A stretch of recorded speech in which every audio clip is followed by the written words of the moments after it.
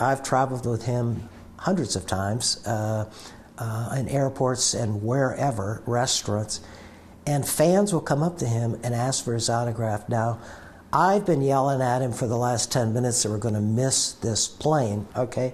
Ken always has time for the autograph and the little chit-chat. Here's this guy that is sort of a national icon in stock car racing, and he's now, his career is peaked, and he's starting to do less of the national stuff. He becomes chairman of the Vermont Symphony Orchestra, okay? Now talk about divergence between interest, okay? And then Ken's allegiance to his radio station, which now has grown, you know, has 4 or 5 FM stations, and it's quite a network. But Ken still does the sports at 12:15 and at 4:30, and it doesn't matter if he's sitting in his office on Stowe Street in Waterbury, or he's at the Atlanta Motor Speedway going to work on the television production. He's always got his cell phone, and he does his sports. Ken has never lost track of the fact of how important his radio station is to Vermont. I mean, between he and Eric Michaels, they've done an incredible job. And as you well know, they are the only radio station left that is locally owned. Their coverage is very relevant to Vermont. And then they cover things like the Irene storm and how they were such an integral part of communication for all those people that were adversely affected. He's always creating nicknames or naming things. Probably his most famous is the Daytona 500, or refers to as the Great American Race. And, you know, to this day, people still use that.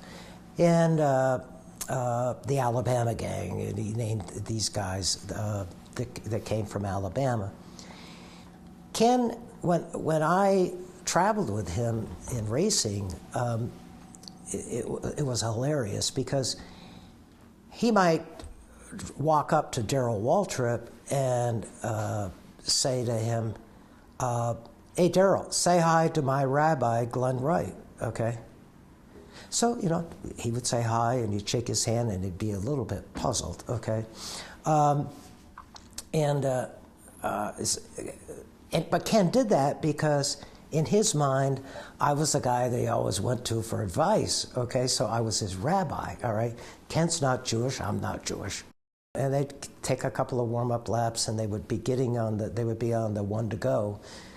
And Ken would be, he's introduced all the drivers now, and he would go, as they're going down the backstretch at Thunder Road, he would say, "By the grace of God and 600 horsepower, Grandma, put your teeth in your pocketbook, it's gonna be a wild one."